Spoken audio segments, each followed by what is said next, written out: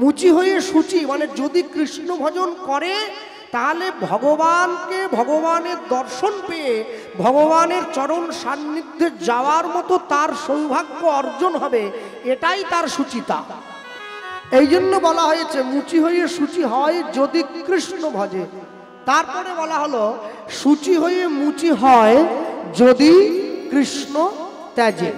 অর্থাৎ যদি কেউ ব্রাহ্মণের সন্তান হয়েও কৃষ্ণ ভজন না করে তাহলে সে ব্রাহ্মণ থেকে মুচি হয়ে যাবে এটা বলা নেই, সে ব্রাহ্মণই থাকবে। তাহলে কি হবে, তার কর্মফলের বন্ধনটা নষ্ট হয়ে যাবে, মানে তার কর্মবন্ধনটা ছোট হয়ে যাবে, সে চণ্ডাল মানসিকতার জায়গায় নেমে আসবে। তাই জন্যে কথাটা বলা হয়েছে শুচি থেকে মুচি হয় যদি কৃষ্ণ ত্যাজে। সবার আগে বলতে গিয়ে বলি, হরিসভায় বসে আজকে আপনাদের শেষ দিন, মহাপ্রসাদ বিতরণ হচ্ছে, সকলে প্রসাদ পাবেন। আর আমরাও বলতে গিয়ে বলি, হরিসভায় দাঁড়িয়ে আমাদের আস্বাদিত গীতব্য লীলা মাধুর্য, হ্যাঁ, পরম বৈষ্ণব ভক্ত বলি, শুধু কেন কৃষ্ণ ভক্তের কথাই বলি, পরম কৃষ্ণ ভক্ত প্রেমানন্দের জীবনী কথা। আর সবার আগে যেটা বলতে গিয়ে আমি একটুখানি শুধু মনে করাবো আপনাদেরকে, এই প্রেমানন্দের বাড়ি হচ্ছে কাশীধামের মেধাগ্রাম। মেধাগ্রাম কোথায়? কাশীতে ছোট্ট একটা গ্রাম আছে, যে গ্রামটার নাম হচ্ছে মেধাগ্রাম। এই মেধাগ্রামের সকল মানুষ তারা পণ্ডিত। এই প্রেমানন্দের বাবার নাম ছিল হরিদাস। হরিদাস পণ্ডিত ছিলেন। পণ্ডিতের লক্ষণ কি ছিল? আগেকার দিনে মাথা নেড়া হতো, মাথায় একটা শিখা থাকতো, যাকে আপনারা টিকি বলেন, ধুতি পাঞ্জাবি পরতো, আর কথায় কথায় সংস্কৃত শ্লোক বলতো, হাতে একটা কমণ্ডল থাকতো। এটা পণ্ডিতের লক্ষণ ছিল। আর বর্তমান 2024 এরা শিক্ষিত হয়, তাদের লক্ষণ কি? ছেঁড়া প্যান্ট থাকে, ফ্ল্যাটে চলে যায়, দেশের বাড়িতে থাকে না, বাপ মার ঘাট ধরে বাড়ির বাইরে বের করে দেয়, মাকে বৃদ্ধাশ্রমে পাঠিয়ে দেয়, দুবেলা দুমুঠো খেতে দেয় না, সঙ্গে কুত্তা নিয়ে ঘুরে বেড়ায়। এটা পণ্ডিতের লক্ষণ 2024-এ। হ্যাঁ, আর তখনকার পণ্ডিত সঙ্গে কুত্তা নেয়নি, একাই ঘুরেছে। হ্যাঁ, প্রেমানন্দের বাবা গিয়ে প্রেমানন্দকে বলছে, হ্যাঁ রে প্রেমানন্দ, আমি তো পণ্ডিত, তোর কি ইচ্ছে করে না আমার মতো পাণ্ডিত্য অর্জন করে পণ্ডিত হতে? প্রেমানন্দ বলছে, বাবা হ্যাঁ, তুমি যদি পণ্ডিত হও তাহলে আমার ইচ্ছে কি করে জানো? তোমার থেকে আরো বড় পণ্ডিত হয়ে পাণ্ডিত্য অর্জন করে। যেই বলেছে, বাবা সঙ্গে সঙ্গে বলছে, খোকা তুই যদি তাই চাস তাহলে চল গুরুদেবের আশ্রমে থেকে লেখাপড়া করবি। গুরুদেবের আশ্রমে থেকে লেখাপড়া না করলে তুই পণ্ডিত হবি কি করে? জীবনের 4টে ধাপ, ব্রহ্মচর্য, গার্হস্থ, বানপ্রস্থ, সন্ন্যাস, এই যে জীবনের 4টে ধাপ, 10 বছর বয়স থেকে 25 বছর বয়স পর্যন্ত ব্রহ্মচর্য, 25 থেকে 45 পর্যন্ত গার্হস্থ, 45 থেকে 55 পর্যন্ত বানপ্রস্থ, 55-র পরে সন্ন্যাস। এই যে প্রথাটা, এই যে পদ্ধতি, একে বলা হতো গুরুকুল। আর এখন তো গুরুকুল নেই, এখন হয়ে গেছে স্কুল, আর গুরুকুল নেই, সব শেষ। হ্যাঁ, তা প্রেমানন্দের হাত ধরে প্রেমানন্দের বাবা প্রেমানন্দকে গুরুদেবের কাছে নিয়ে গেছে। প্রেমানন্দের গুরুদেবকে, প্রেমানন্দের গুরুদেব হচ্ছে ওই কাশীধামের রামানন্দ স্বামী। প্রেমানন্দ ছুটে গিয়ে গুরুদেবের কাছে বসেছে, আর গুরুদেবের কাছে বসে গুরুদেবের সম্মুখে বসে বলছে, গুরুদেব আপনাকে দেখেই আমার ভালো লেগেছে। কেন? যাকে দেখিলে মুখে আসে কৃষ্ণ নাম, জানিবে সেই বৈষ্ণব, তাকে করিবে প্রণাম। সে যেই হোক, তাকে দেখে যদি কৃষ্ণ বলতে ইচ্ছে হয় তাহলে তাকে প্রণাম করা যায়। তবে যদি তাকে দেখে কৃষ্ণ বলতে ইচ্ছে করে তবেই, না হলে নয়।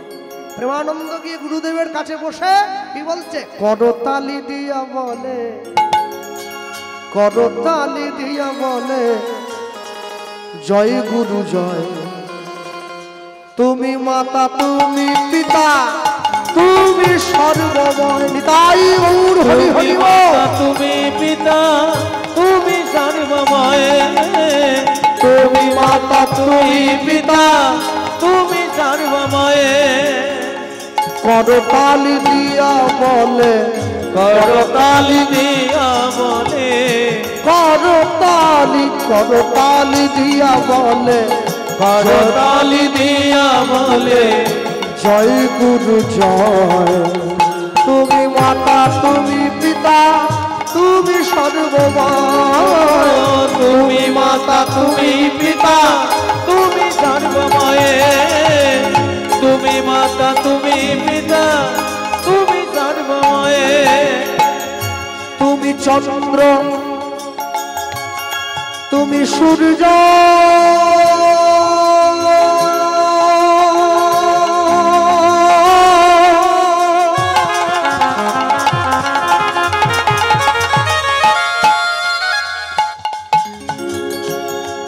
পরম আশ্রয় গুরুদেব পরম আশ্রয়। তুমি চন্দ্র তুমি সূর্য তুমি পরময় আশ্রয় গুরুদেব পরময় আশ্রয়। তুমি ভক্তি তুমি মুক্তি তুমি ভক্তি তুমি মুক্তি, তুমি ভক্তি তুমি মুক্তি তুমি ভক্তি তুমি মুক্তি। তুমি জগৎময় তুমি মাতা তুমি পিতা তুমি সর্বময়। তুমি মাতা তুমি পিতা তুমি সর্বময়।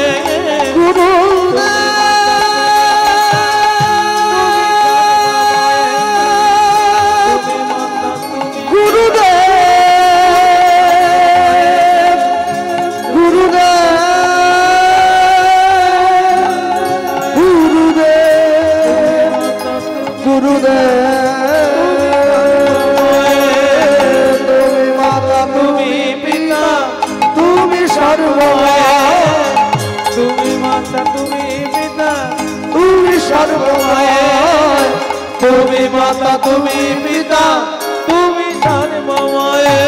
আরে বলিए ভাই পরম দয়াল শ্রী গুরুদেব কি জয়।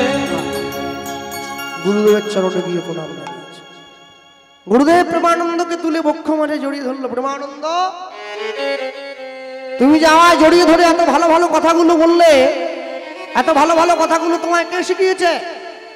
আগে আগে গুরুদেব আমাকে কেউ শিখিয়ে দেয়নি, আমি নিজের থেকে আপনাকে দেখে বললাম। বাহ, তাই এত ভালো ভালো কথা তোমায় কেউ শেখায়নি, তুমি নিজের থেকে আমায় বললে। হ্যাঁ বললাম।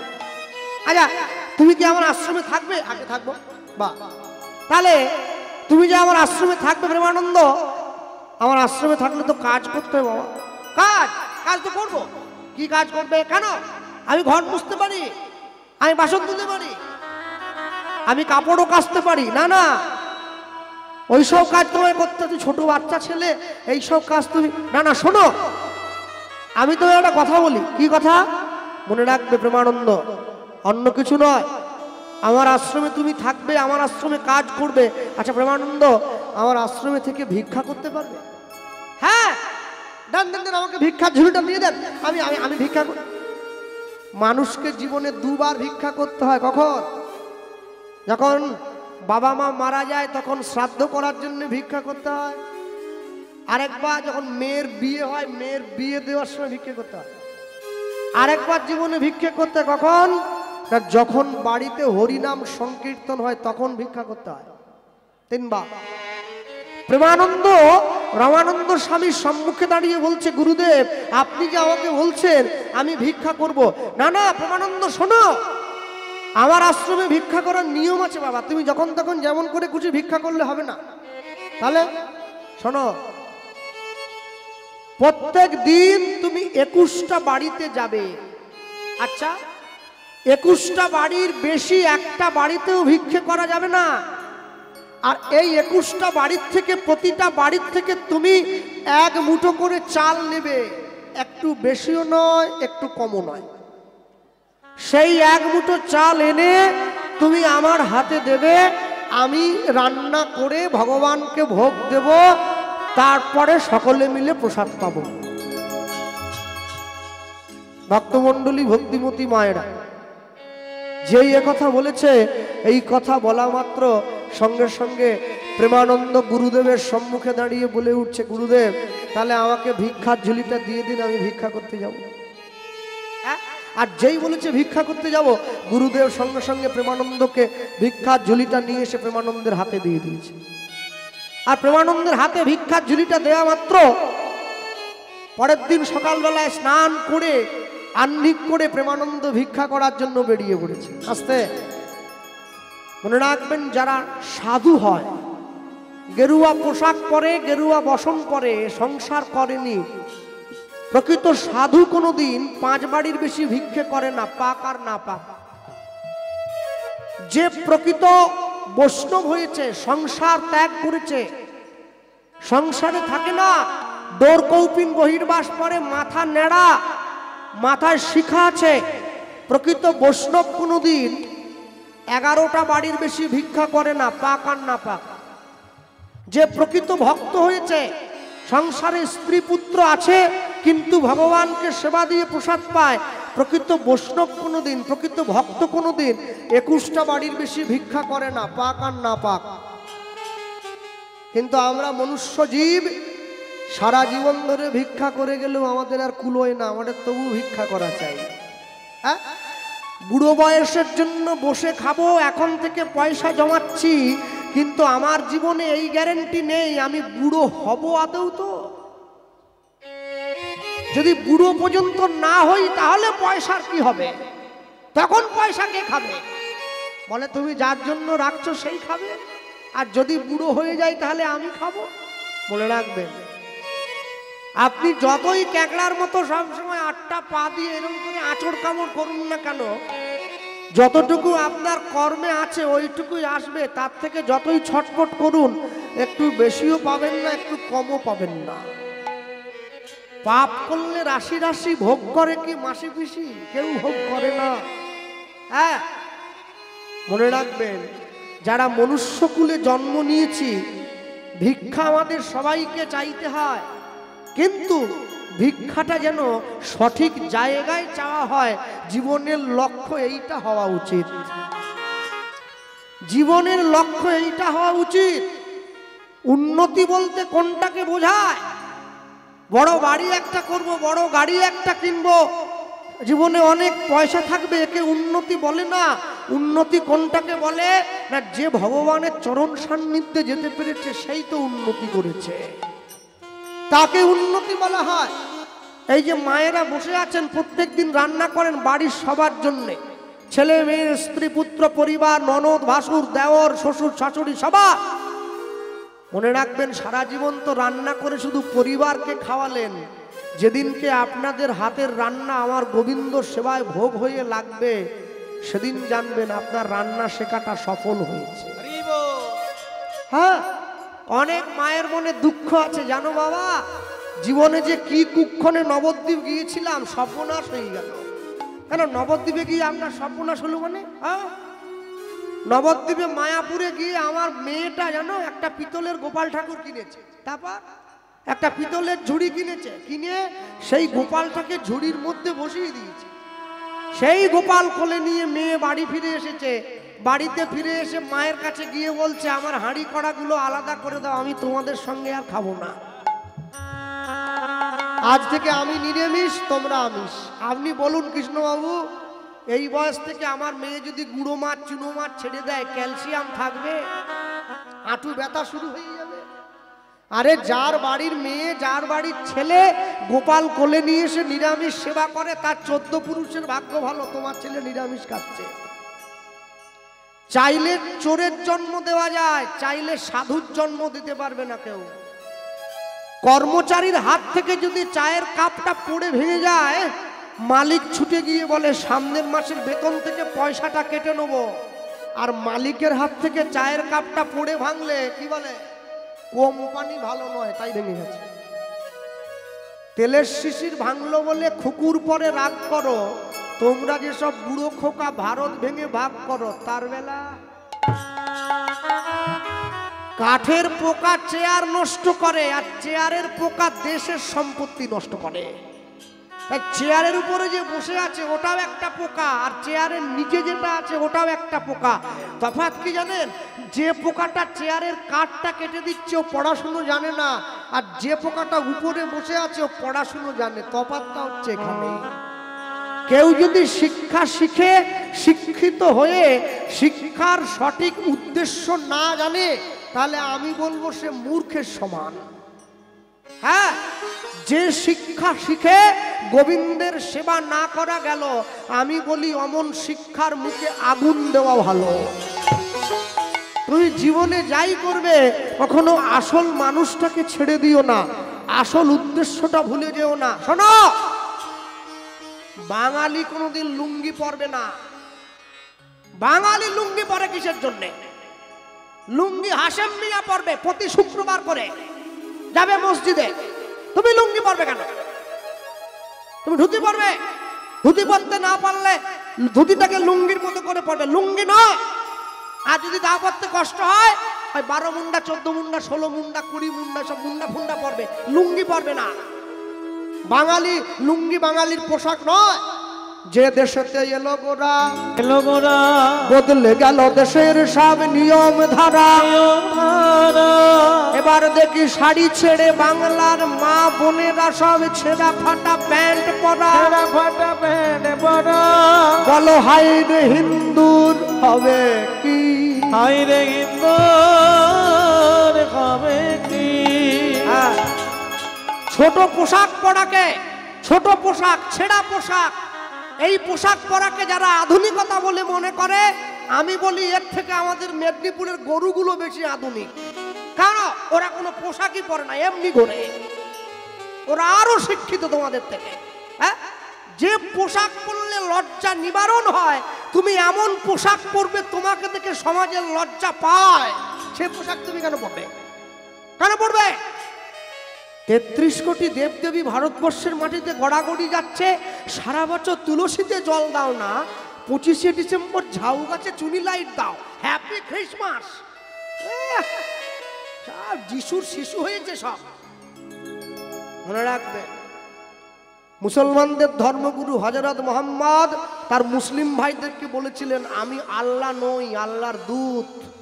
খ্রিস্টানদের ভগবান যিশু খ্রিস্ট তার খ্রিস্টান সন্তানদেরকে বললেন, আমি ঈশ্বর নই, ঈশ্বরের সন্তান। কুরুক্ষেত্রের মাঠে গিয়ে ভগবান শ্রীকৃষ্ণ অর্জুনকে বললেন, আমি স্বয়ং ভগবান। যার জন্য কোর্টে গিয়ে লাল কাপড়ে মোড়া বইটায় হাত দিয়ে বলতে হয়, যাহা বলিব সত্য বলিব, সত্য ছাড়া মিথ্যা বলিব না। ওটা কোরআন নয়, ওটা বাইবেল নয়, ওটা শ্রীমদ্ ভগবত গীতা। মনে রাখবেন, এক পকেটে মোবাইল থাকবে, থাকুক, দরকার তো। এক পকেটে মোবাইল থাকবে, আরেক পকেটে গীতা থাকবে, তবে তো জীবনে ব্যালেন্স থাকবে। সপ্তাহে একদিন করে বাড়ির সবাই মিলে মাছ মাংস রান্না করে খাও, খাও। আরেক সপ্তাহে গিয়ে বাড়ির কোথাও মন্দিরে গিয়ে ভগবানের প্রসাদ পাও, তবে তো জীবনে ব্যালেন্স থাকবে। মাসে একদিন করে বাড়ির সবাই পিকনিক করতে যাও, মাসে একদিন করে হরিনাম শুনতে যাও, তবে তো জীবনে ব্যালেন্স থাকবে। প্রেমানন্দ ভিক্ষার ঝুলিটা কাঁধে নিয়ে ভিক্ষা করতে বেরিয়ে পড়েছে, মানুষের দরজায় দরজায় ঘুরে ভিক্ষা করছে, হাসি মাখা বদনে ছলো ছলো নয়নে, হাসি মাখা বদনে ছলো ছলো নয়নে, আনন্দ কাননে মন রহুয়নি হরি বলো, হরি বলো মন রে আমার, হরি বলো, হরি হৃদয় আমার, হরি বলো, হরি বলো মন রে আমার, হাসি মাখা বদনে চলো চলো নয়নে, হাসি মাখা বদনে চলো চলো নয়নে, আনন্দ কাননে মন হৃদয় গৌর হরি হরি বল, রঘুয় বিরাজ, হরি বলো, হরি বলো মন রে আমার, হরি বলো, হরি বলো মন রে আমার। এই গতি নাই, গতি নাই হরি নাম ছাড়া, কণ্ঠ ভরিয়া গাও হয়ে আত্মহারা। এই গতি নাই, গতি নাই হরি নাম ছাড়া,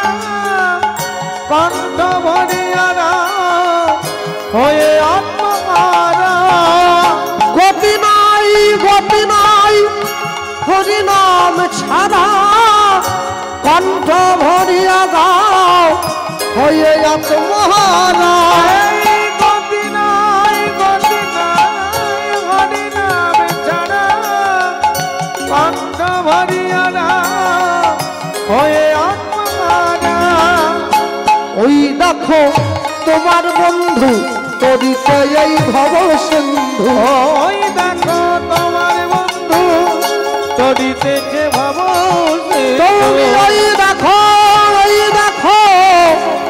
তোমার বন্ধু তরিতেছে ভব সিন্ধু।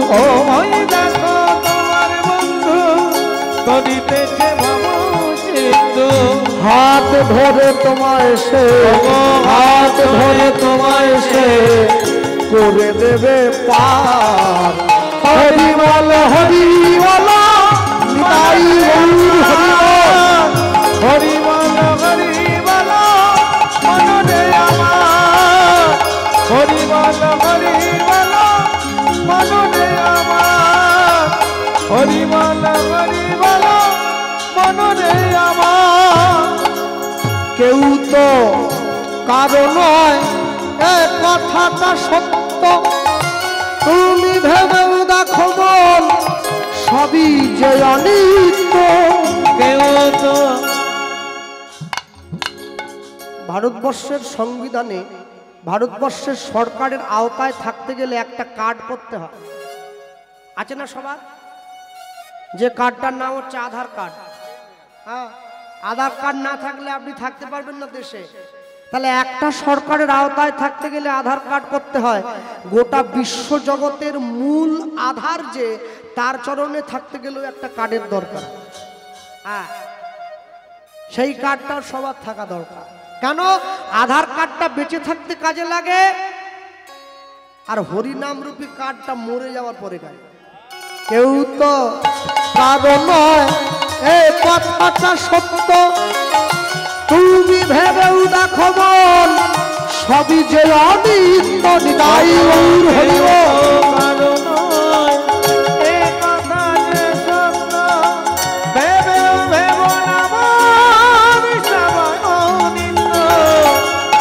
ওই দেখো শ্মশানে কিবা রাত্রি দিনে।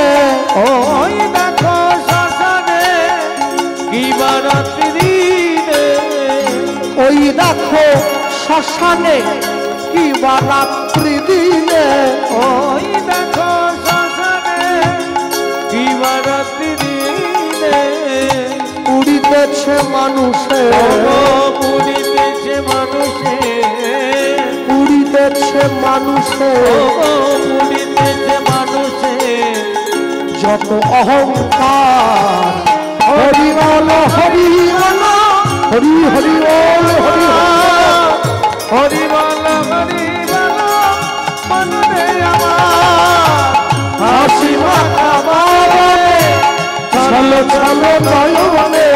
হাসি মাথা বাদনে চলো চলো নয়নে। আনন্দ কারণে আনন্দ কারণে রঘুজমিনা। হরি বল মনরে আমার। হরি বল হরি